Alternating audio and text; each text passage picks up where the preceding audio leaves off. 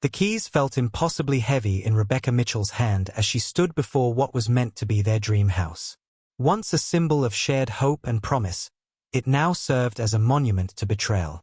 David, her husband of 12 years, had handed it over, literally and figuratively, to his 23-year-old mistress, Amber, for a mere $1. The irony stung almost as sharply as the chill in the early morning air. In that moment, the house, with its carefully chosen wooden beams and wraparound porch, transformed from a cherished haven into a battleground of shattered dreams and legal mischief. For 3 long years, Rebecca and David had planned every detail of their future sanctuary, selecting each design element with the precision of architects of love. They had envisioned evenings on the porch, promises of growing old together, and memories built stone by stone. Now, that vision was twisted into a farcical reality. The house, a labor of both passion and meticulous planning, was transferred away, reduced to a paltry price. Rebecca's heart pounded with disbelief, her professional poise clashing with personal betrayal. It was as if someone had swapped their lifelong blueprint for a sitcom script written in irony and regret. In the living room turned departure zone, David's smug expression cut deeper than any legal argument Rebecca could muster. As he methodically packed his bags, his indifference to the house's legacy was palpable. "You can't do this," she said, voice steadier than she felt. David barely looked up, dismissing her with a quip about her preoccupation with her law practice. His casual tone about the tedious details of paperwork mocked the very foundation they had built together. The calm in her tone belied a storm of indignation. She had trusted him completely with every detail, unaware that his ambition and misplaced confidence would soon unravel their shared dream. Memories of their joint endeavor flooded Rebecca's mind. Late nights poring over blueprints, passionate debates about design, and silent agreements to let each other shine in their respective fields. While David had managed the construction paperwork, she had built her career as a real estate attorney, leaving the minutiae to him. It was a partnership founded on trust, or so she thought. The irony was not lost on her now. The very details he dismissed as tedious held the key to undoing his grand betrayal.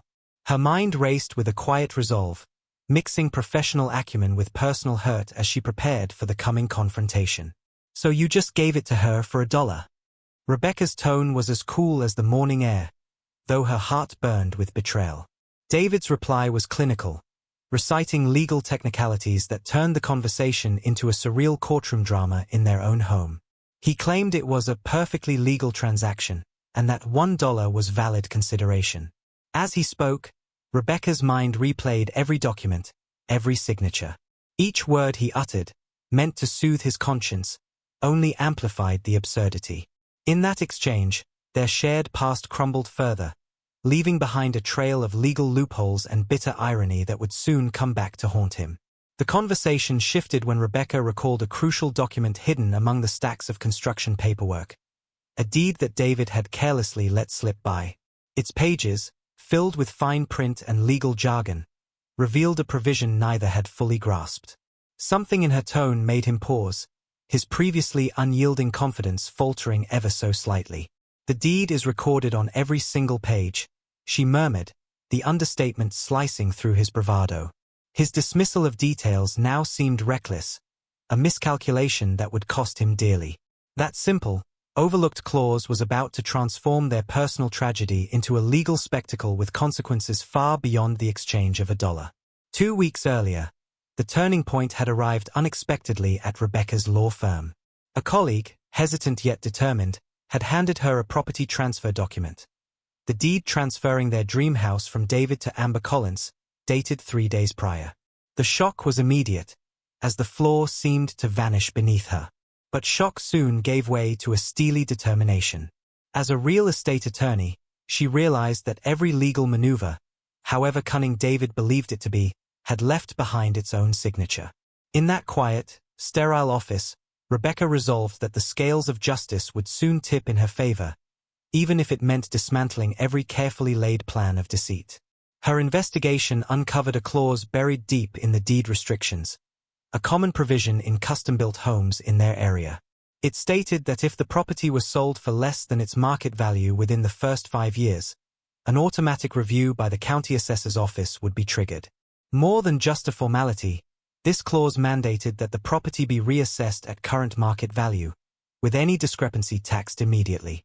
With their house valued at nearly $2.8 million and sold for $1, the math was unforgiving. David's ingenious shortcut now threatened him with an astronomical tax bill. A twist of fate that was as unexpected as it was delightfully ironic. As the reality of the clause sank in, Rebecca could almost hear the gears of bureaucratic inevitability turning. The reassessment would force David to confront a tax bill that was nothing short of punitive, a consequence for undervaluing their shared dream. His smug demeanor, once so confident, now wavered as the weight of his mistake began to manifest. The irony was almost humorous. A man who prided himself on clever shortcuts had unwittingly signed his own legal undoing. In that moment, every overlooked detail, every dismissed fine print, became a weapon in Rebecca's arsenal. A reminder that in law, as in life, the devil is always in the details. The discovery didn't end with the deed. Rebecca soon uncovered a bank statement revealing unsettling financial maneuvers.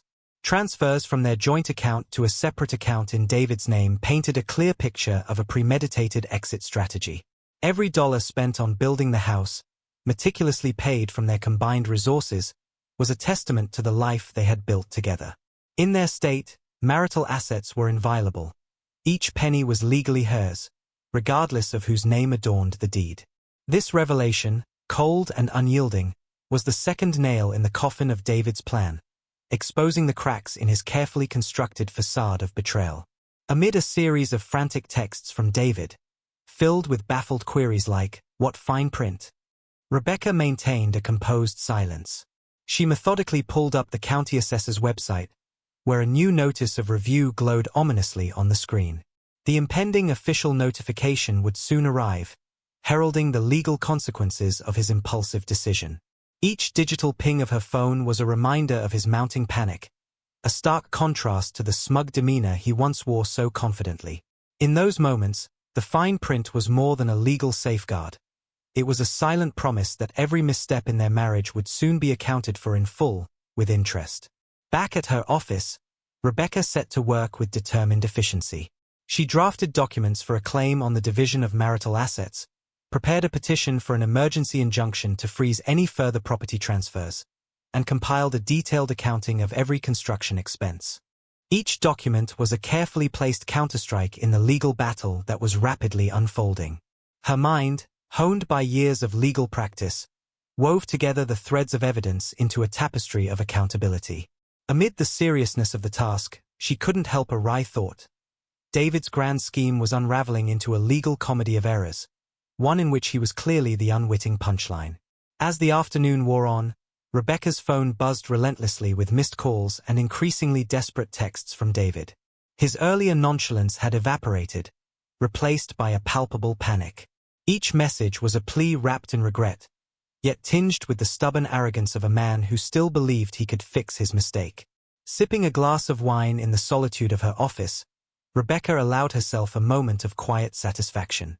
David's scheme, once so meticulously planned, was now crumbling like a poorly built structure in a storm. His legal miscalculations were as inevitable as gravity, and just as unforgiving. Later that evening, Rebecca drove to their apartment, the one place she had insisted on keeping despite the chaos engulfing the dream house. Parking in the visitor spot, she found David pacing anxiously by the entrance, his earlier smugness replaced by raw desperation. "Do you have any idea what you've done?" he demanded, voice trembling as he clutched a copy of the staggering tax bill. The figure was more than his annual income, a damning reminder of his folly. Rebecca keyed in the entry code without a word, her silence speaking volumes. As she stepped inside, the confrontation was inevitable, a clash between regretful ambition and cold, unyielding justice. In the tense hallway of their apartment, David's pleas took on a frantic urgency. "Please, Becca, help me fix this," he implored, his eyes darting between her and the damning paperwork in his hands. But Rebecca's response was icy and resolute. "You lost everything the moment you handed over our dream house," she stated quietly, her voice laden with both sorrow and vindication. The conversation, punctuated by the hum of distant city life, felt surreal, a bitter exchange in a setting that once held so many shared memories. With a touch of sardonic humor, she noted that the tax bill was merely the consequence of choices made in haste, a final twist in a farce that David had set in motion. By the next morning, Rebecca's legal strategy was in full swing. She had served David with a petition for the division of marital assets and filed for an emergency injunction to halt any further property transfers. Every detail was meticulously recorded, from the bank statements to the construction receipts, each a testament to David's financial mismanagement. As she reviewed the documents one last time, a wry smile tugged at the corners of her mouth. His carefully laid plans were unraveling faster than he could imagine. In the precise, measured world of law, even the most audacious schemes were bound to collapse under the weight of incontrovertible evidence. That afternoon, Marcus Chen, a sharp forensic accountant with an eye for detail, arrived at Rebecca's office carrying a thick folder of evidence. "You were right," he said bluntly, without preamble. The money trail was as clear as daylight. David had been systematically diverting over $3.2 million in assets, all meticulously documented. Marcus spread out bank statements, transfer records, and investment account details across her desk. "He thought using our joint account would hide his tracks," Marcus noted with a dry chuckle. "Instead, it's left us with the perfect paper trail." The revelation was both damning and, in a twisted way, almost comical. A record of mismanaged finances that left no room for his excuses. In the quiet moments that followed, Rebecca pored over every document, every receipt, and every bank transfer with the precision of a seasoned attorney. The numbers painted a damning picture of betrayal. Every penny spent on the house was traced back to their marital funds, a fact that rendered David's attempts at deception futile. As she cross-referenced the evidence, a sense of grim satisfaction settled over her.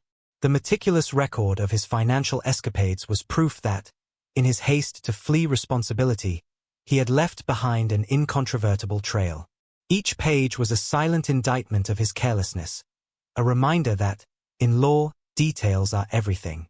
Meanwhile, David's frantic attempts to salvage his crumbling empire fell flat in court. His attorney's arguments, centered on the supposed unconscionability of the deed restrictions, were met with the judge's unimpressed gaze.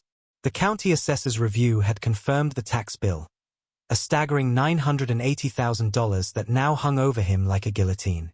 Every piece of evidence, every signature on a document, told a story of reckless ambition and poorly calculated risks. For someone who prided himself on precision, David had become the unwitting architect of his own downfall.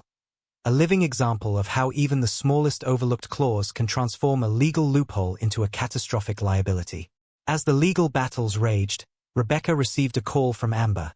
A call marked by uncertainty and trembling vulnerability. "I need to talk about the house," Amber's voice quavered, revealing her unpreparedness for the consequences of David's schemes. Rebecca listened patiently before advising, with a hint of wry humor, that selling the house was the wisest option. "The property taxes are due in 30 days, she explained. "Sell now, pay them, and walk away with something more than $1. Her counsel was firm yet empathetic, a recognition that Amber had been unwittingly drawn into David's game and now had to navigate the fallout of his miscalculations. In the weeks that followed, the full force of the legal proceedings became apparent. The house was sold for $2.9 million, just enough to cover the punitive tax bill and allow Amber to start afresh. David's reputation, once sterling in the business community, lay in tatters as his financial misdeeds were publicly exposed. Every bank statement, every transfer, every secret account was laid bare in the courtroom.